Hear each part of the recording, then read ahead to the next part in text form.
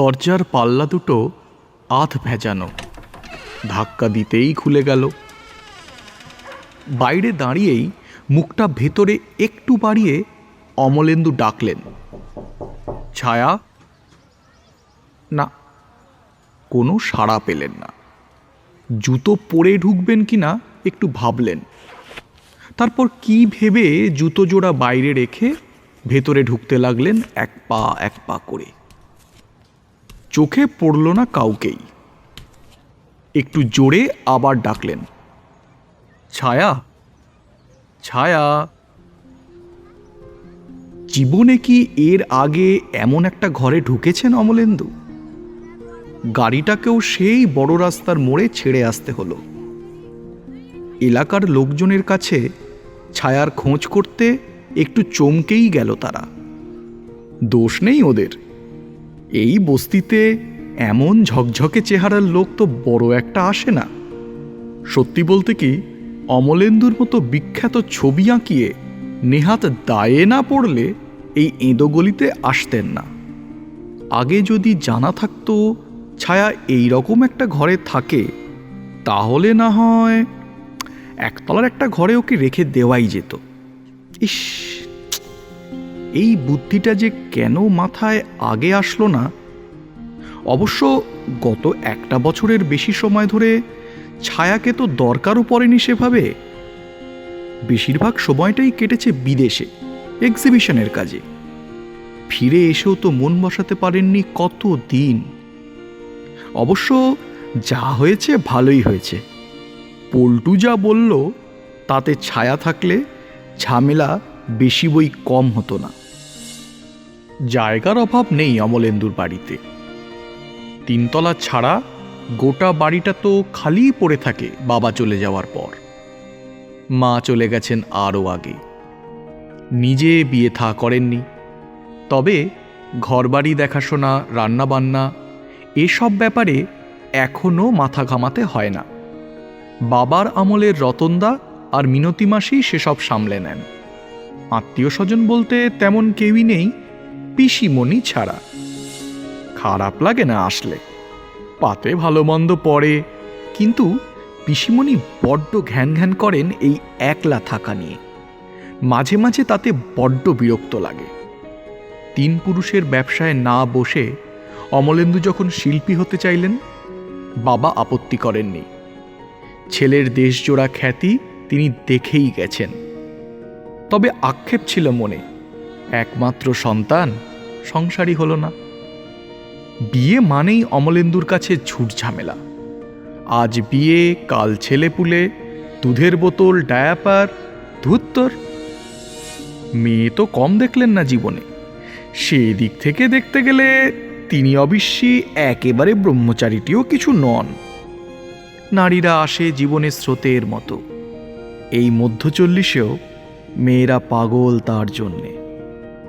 মন্দ লাগে না সেটা, তবে সব কিছুর মধ্যেও নিজেকে বাঁচিয়ে রাখতে চেষ্টা করেন, ফেঁসে যেতে রাজি নন একেবারেই। গোটা 3 তলাটা জুড়ে স্টুডিও। সেখানে পুরুষ একজনই, বাকি সবাই নারী। ছোট বড় নানান ক্যানভাসে অপরূপ ভঙ্গিমায় তারা কখনো চারকোলে, কখনো তেল রঙে, আবার কখনো বা শুধু পেন্সিলের আঁচড়েই প্রাণ পেয়ে সারা ঘরে পসরা সাজিয়েছেন। আর পাশে পাশে শোভা পাচ্ছে রাশি রাশি প্রাইজ আর ফ্রেমে বন্দি খবরের কাগজের কাটিং। সগর্বে তারা ঘোষণা করছে শিল্পীর জয়যাত্রা। জীবনে একটিমাত্রই চাহিদা অমলেন্দুর, মনের মতো একটা সুন্দর সুঠাম নারী শরীর, জ্যান্ত মডেল, যে শুধু নিরস পোজই দেবে না, বুঝবে শিল্পীর ঠিক কি চায়। তবেই তো শিল্পীর তুলির সুর আর মডেলের শরীরের ছন্দ ক্যানভাসে ফুটিয়ে তুলবে যুগলবন্দি। সার্থক হবে ছবি। মডেল নিয়ে তাই বড্ড খুঁতখুঁতানি। আর্ট কলেজের মডেলদের নিয়ে কাজ করা ছেড়েছেন বহুদিন। বড্ড একঘেয়ে। বেশিরভাগেরই বয়স হয়ে গেছে, মেকআপে আর কতটুকু ঢাকা যায়। কাজের খ্যাতি ছড়ালেও মনে বড় অদ্ভুত অতৃপ্তি অমলেন্দুর। বেশিরভাগ সময়ই মনে হয় একজন মনের মতো মডেলের অভাবে ভাবনার ঠিকঠাক প্রতিফলন যেন ক্যানভাসে পড়লই না। খুঁজতে খুঁজতে বছর 2-2.5 আগে হঠাৎ খ্যাপার কপালে জুটল পরশ পাথর। ছায়াকে নিয়ে প্রথম ছবি আঁকার দিনটা এখনো মনে পড়ে। শিশুর মতো উচ্ছ্বসিত তিনি, আবেগ যেন বাঁধ ভাঙছে না। শিল্পী মনে এতদিন যে হাহাকার ছিল, যেন তা ভরে দেবার জন্যই ছায়া এলো। তাই ছায়াকে একটু বেশি রেট দিয়েই বাঁধলেন এক টানা কাজের শর্তে। একের পর এক স্কেচ ক্যানভাসে প্রাণ পাচ্ছে। একটা সিরিজ আঁকার বায়না এলো। নাম করা ব্যবসায়ী মিস্টার মেহতার অর্ডার। লোভনীয় সব দিক থেকেই, মহাভারতের 8টি নারী চরিত্র, তবে পৌরাণিক হলেও ছবিতে যেন থাকে আধুনিকতার ছাপ। সানন্দে রাজি অমলেন্দু।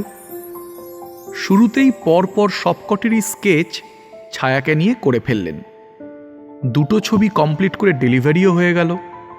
শিল্পী আর তার সমজদার দুজনেই তো মহা খুশি। 3 নম্বর ছবি শুরু করার মুখেই হঠাৎ অমলেন্দুর ডাক পড়ে গেল বিদেশে, এক্সিবিশনের। এই সুযোগ কি ছাড়া যায়? নতুন ছবি আঁকা বন্ধ করে শুরু হলো বিদেশ যাওয়ার তোড়জোড়। মিস্টার মেহতা সবটা শুনলেন, রাজি হলেন অপেক্ষা করতে। ছায়াকে ছুটি দেওয়া হলো হাতে কিছু পয়সা কড়ি দিয়ে। ঠিক হলো দেশে ফিরেই শুরু হবে বাকি 6টা ছবির কাজ। জোগাড় যন্ত্র, বিদেশ সফর, কিছুটা বেড়ানো, সব মিলে কেটে গেল প্রায় 6 মাস। দেশে ফিরতে না ফিরতেই একটা জোর ধাক্কা। খবর এলো প্রাণের বন্ধু রথিনের কঠিন অসুখ। লাগবে অনেক অনেক টাকা।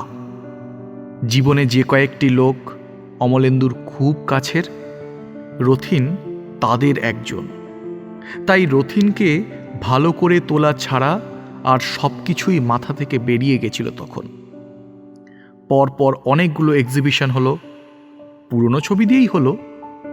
নতুন করে ছবি আঁকার মতো মানসিক অবস্থায় ছিল না তখন অমলেন্দুর। ঝড়ের মতো কেটে গেল আরও বেশ কয়েক মাস। এর মধ্যে বাকি 6টি ছবির জন্য বেশ কয়েকবার তাগাদা এসেছে মিস্টার মেহতার থেকে। প্রতিবারেই অমলেন্দু সময় চেয়ে নিয়েছেন। চেষ্টা সার্থক হয়েছে। রথিন এখন আস্তে আস্তে সেরে উঠছে। অমলেন্দুর 3 তলার ঘর আবার দেখতে পাচ্ছে হারানো মালিককে। টাকা পয়সা গত 1 বছরের বেশি সময় ধরে জলের মতো খরচ হয়েছে। এবার কাজে মন দিতেই হবে। সববার প্রথম শেষ করতে হবে পড়ে থাকা 6টি ছবি। মিস্টার মেহতাকে আর অপেক্ষা করানো ঠিক নয়। স্কেচ করাই আছে, তাই প্রাথমিক ভাবনাটা শেষ। এখন শুধু ছায়াকে ডেকে বেশ কয়েকটা সিটিং নেওয়ার দরকার। অনেকদিন পর আবার ছায়াকে নিয়ে ছবি আঁকবেন ভাবতেই মনটা কেমন ভালো হয়ে গেল। ছায়ার মতো মডেল যে কোনো শিল্পীর কাছেই পরম পাওয়া। শেষ 2টো ছবি আঁকার দিনগুলো সত্যি বড্ড আনন্দের ছিল। ফোনে ধরতে চাইলেন ছায়াকে। একটানা অনেক দিন কাজ করতে হবে ওকে নিয়ে। ফোন করতেই মধুর গলায় উত্তর এলো, আপনি একটি ভুল নম্বর ডায়াল করেছেন। অনুগ্রহ করে ডায়াল করার আগে নম্বরটি যাচাই করুন। যা, এই নম্বরেই তো বরাবর যোগাযোগ ছিল। আবার 2-4বার চেষ্টা, মিলল সেই একই উত্তর। মাথা ভন ভন করতে লাগলো। ছায়াকে না পাওয়া গেলে কি হবে? যদিও স্কেচবুকে ধরা আছে ছায়ার অনেক ভঙ্গিমা, কাজের ক্যামেরাতেও বন্দি আবরণহীনা ছায়ার অনেক অনেক পোজ, কিন্তু সেগুলো শুধু আইডিয়া নেওয়ার জন্যে। ছবি অমলেন্দু আঁকতেই পারেন, সত্যি বলতে কি সাধারণের চোখে সহজে ধরাও পড়বে না কাজের তফাৎ। কিন্তু সমস্যা তো নিজের ভেতরে। মডেল নিজে এসে না দাঁড়ালে কি অমলেন্দুর ছবির প্রাণ প্রতিষ্ঠা হয়? বেশ খানিকক্ষণ চুপ করে বসে থেকে আবার চেষ্টা করলেন নম্বরটায়। ফল আগের মতোই। আপনি একটি ভুল নম্বর ডায়াল করেছেন। অনুগ্রহ করে ডায়াল করার আগে নম্বরটি যাচাই করুন। ভাবতে ভাবতে মনে পড়ল একাডেমির ঠিক সামনেই যে চায়ের দোকান, তার মালিক পল্টু দিয়েছিল ছায়ার খোঁজ। ফোনের কল লিস্টে পেলেন না পল্টুর নম্বর। কতদিন আগের কথা, তবে দোকানে গেলে হয়তো পল্টুকে পাওয়া যাবে। বেরিয়ে পড়লেন গাড়ি নিয়ে। দোকানে পল্টুকে পাওয়া গেল না। গেছে দেশের বাড়িতে মামাতো বোনের বিয়ে খেতে। তবে পল্টুর নম্বরটা পাওয়া গেল।